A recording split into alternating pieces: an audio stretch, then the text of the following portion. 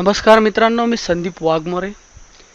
आज आपण पाहणार आहोत की मायक्रोसॉफ्ट वर्ड 2013 याविषयी आपण आजच्या व्हिडिओ ट्युटोरियलमध्ये माहिती पाहणार आहोत।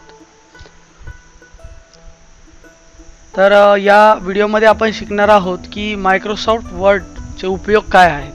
मित्रांनो, आपल्याला माहिती की आपल्याला बऱ्याच वेळा आपल्या कॉम्प्युटरवर किंवा एखादं पत्र टाईप करायचं असेल किंवा एखादा मजकूर टाईप करायचं असेल तर जे काही टायपिंगचं किंवा लिखाणाचं जे काही काम आहे, ज्या प्रकारे आपण पुस्तक वगैरे पुस्तक पाहतो टाईप केलेलं किंवा पेपर पाहतो, तर असं जे काही टायपिंगचं काम आहे ते या मायक्रोसॉफ्ट वर्डच्या सहाय्याने आपल्याला करता येतं। उदाहरणार्थ, आपल्याला जर प्रश्नपत्रिका वगैरे टाईप करायची असेल शाळेसाठी तर ती आपण या मायक्रोसॉफ्ट वर्डमध्ये टाईप करू शकतो। एखादा रजेचा अर्ज असेल किंवा इतर काही गोष्टी ज्या काही आपल्याला टायपिंग करायच्या आहेत ते या मायक्रोसॉफ्ट वर्डच्या सहाय्याने आपण करू शकतो। त्या दृष्टीने मायक्रोसॉफ्ट वर्डचा खूप महत्त्वाचा उपयोग आहे। त्यानंतर आजच्या या ट्युटोरियलमध्ये बघणार आहोत की आपण मायक्रोसॉफ्ट वर्ड सुरू कशा प्रकारे करायचं। मित्रांनो, मायक्रोसॉफ्ट वर्ड सुरू करण्याची सगळ्यात सोपी पद्धत आहे की आपल्या माऊसचा राईट क्लिक आपण बटन दाबल्यानंतर या ठिकाणी न्यू या मेनूवरती जायचं आहे आपल्याला।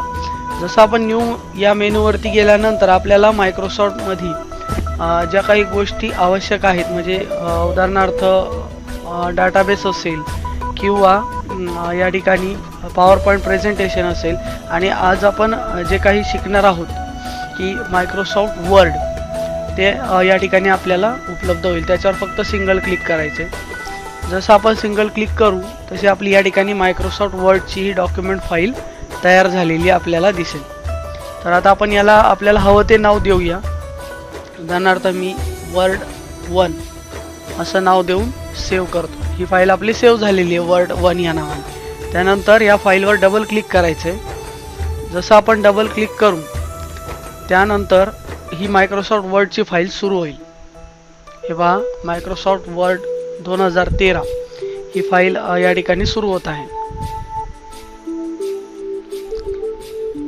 तर मित्रांनो, तुम्ही मायक्रोसॉफ्ट वर्ड ओपन केल्यानंतर तुमच्या पुढे अशा प्रकारची स्क्रीन दिसेल। तर हा जो पांढरा भाग दिसत आहे हा आपला टायपिंग एरिया आहे, म्हणजे ज्याच्यामध्ये आपण कोणतंही अक्षर किंवा टायपिंग करू शकतो। अशा प्रकारचा हा एरिया आहे आपल्याला। हे पहा,